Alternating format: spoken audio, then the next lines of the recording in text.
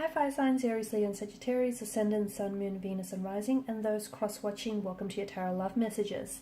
Today we're going to take a look at and see what their silence really means. So, why are they staying silent? Why are they giving you the silent treatment? What's the reason behind it? What they're really trying to say here? It is going to be a general reading, so please just keep that in mind. If you're after a personal tarot reading with myself, please feel free to reach out and inquire. I will list my email just below the video here. Okay guys, let's go ahead and give the cards a shuffle.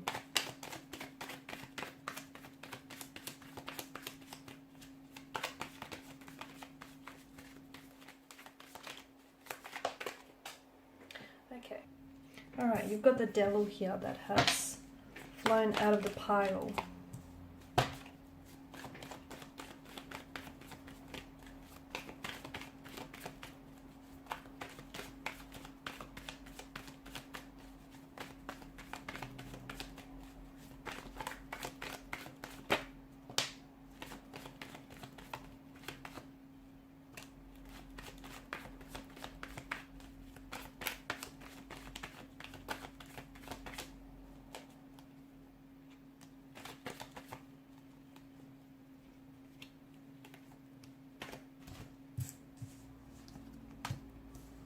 Oh, I've got an extra card for you here.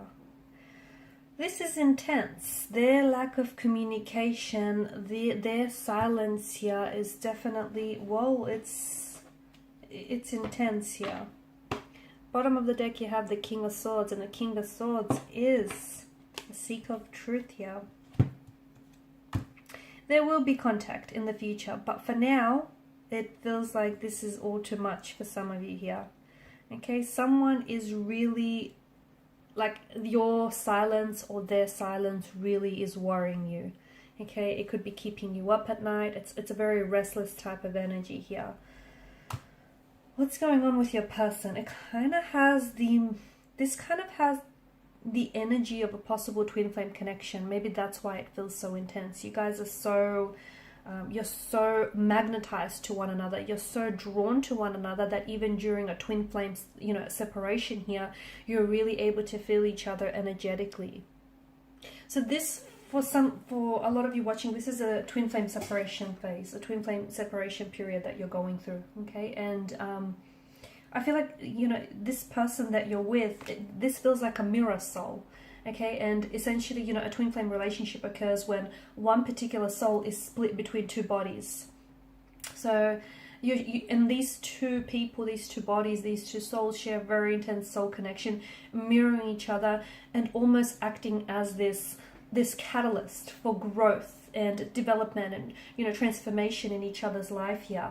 So, it feels like you're both mirroring, even though you're going through this no contact, no communication period, you're both mirroring what each other is feeling or what each other is going through. And it feels like it's really highlighting some of your insecurities and fears. It's really bringing that out to the surface here. So I don't know that the both of you are ready for this kind of intensity or this kind of vulnerability here, even this kind of intimacy. It just feels really incredibly profound, intense, but it's also very enriching here. Okay, so I can see that, like, make no mistake, twin flame connections can be very toxic.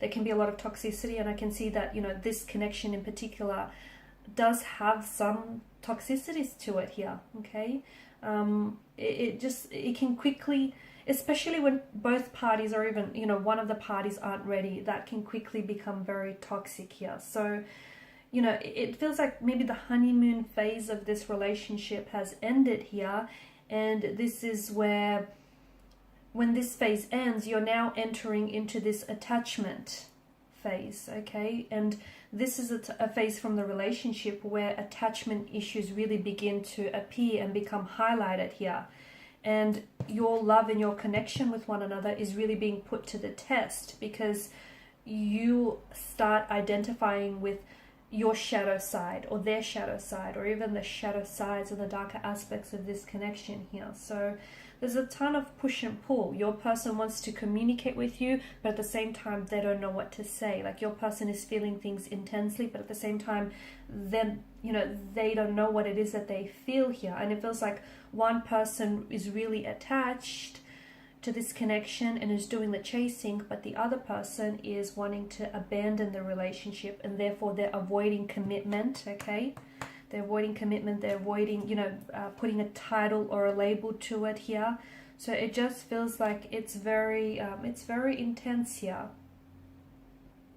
Whoever is doing the chasing, I feel like they feel like that's the reward for them, the thrill of the hunt, the thrill of the seek, whilst whoever is doing the running is the one that's ultimately, you know, causing this separation here. What's going on with them? A lot, to be honest with you. But just because they're not communicating with you, it doesn't mean that they've forgotten about you. It doesn't mean that they've moved on, or that, you know, you've never really existed here. It does feel like this person is going to make their way back to you, but because this is, I feel like this reading is identifying that this is a twin flame connection, you have to understand that that might not happen as soon as you want to. And for some of you people, like some of you listening to this, it may not even happen at all. So it's for a handful that your twin flame is going to make their way back to you. And what this depends on is really on the level of work that you and your twin flame are able to do. So whilst you're both separated, it's very important that you dive deep into these shadow aspects of yourself. So those fears, those insecurities that you have, remember how we spoke about your twin flame being a mirror soul? So what they do is they hold up a mirror to you and they reflect back to you your fears, your anxieties, your insecurities, any personal issues, anything like that, abandonment issues, relationship issues, you know, and they reflect to you the work, the work that you need to do on some of these shadow aspects on yourself or on the relationship, and you do the same for them here. So whether they come back to you and how long they come back to you, or how long you get back to one another, is really dependent on the level of work that you're going to do. And I feel like your twin flame does feel very drawn to you, and they do have, you know, they feel a lot for you, but at the same time they're a little bit unsure. Okay, and when it can be really challenging to commit to something or someone when you're, you know, when you don't have a lot of certainty here. I'm also seeing there are not a lot of healthy boundaries here. Maybe your twin flame is already attached to someone else, is in a relationship to someone else, or maybe you're in a relationship to someone else. I feel like more growth is needed in this connection, and therefore this period of silence or this separation is essential. In fact, it's instrumental, because when they come back, I feel like they need to grow through what it is that you're going through, so that they could come back in a healthier way, okay, and not in this devilish kind of energy here. So look, for some of you, maybe this is a case of you meeting your twin flame too soon, but their silence, essentially, this no contact, no communication, and their silence here it's healthy in some way, because it allows to facilitate a certain level of growth. So they will be back. I just don't think it's going to happen as fast or as soon as you want to. But I think, you know, the reason, you have to understand the reason for this separation is because growth isn't happening within the relationship, and you know it. And maybe you're the one that sort of invited this separation here. You know, it feels, maybe you felt as though this relationship, this connection felt so stagnant, and you weren't able to be the best versions for yourself, and it wasn't the healthiest relationship, and maybe you know, asked for this separation here. But it feels like this phase is the phase of this connection here, okay? There's a lot of codependency, jealousy, or even someone else being involved here, and it feels like there's a lot of growth that lies for you and your twin flame here. A lot of people think, when they instantly hear like twin flame, they think, oh yeah, that's their perfect match, but they're not. Twin flames are not. Perfection doesn't exist, first and foremost. Let's get that out of the way. And you know, that's very, if you think that way, can be very confusing, can be very toxic, and very highly sabotaging to even think that way, because it's, you know, you don't need anyone to complete you or to complete your soul. That's absolutely your own personal responsibility. No one else, like, you know, can give you that happiness. That's your responsibility, and that's no one else's responsibility. So, you know, I feel like there's a lot of work that needs to be done. I also feel like one twin flame is a little bit more mature than the other. One is more maturing while the other one is stagnated. That's why you guys are out of alignment with one another, okay? Even though you're similar, you're also, you know, out of sync with one another here. But I feel like you are reflecting to each other. You are reflecting back to each other emotionally, mentally, and spiritually with what it is that's going on. They will come back into your life. There will be a lot of contact, a lot of communication. I just feel like they need to sort out some of what's going on with their energy, which is that there are a lot that they're going through. I feel like even for some of you listening, your twin flame is, in fact, they're resorting to substance or addictions here to kind of numb the pain or kind of help them cope. But it feels like your twin flame needs to do a lot of work, but it also feels like you need to do some work in the process. And, you know, will they communicate? Yes, they will. And there will be a lot of communication. You will go from very little contact to suddenly a lot.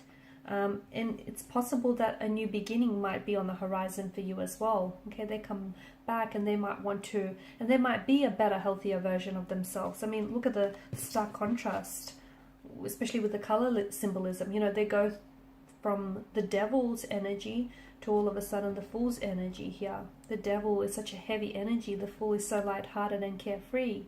You know, they go from the dark and they step into the light. So it's very likely that this is going to facilitate a lot of growth for both you and your twin flame, and specifically for this connection.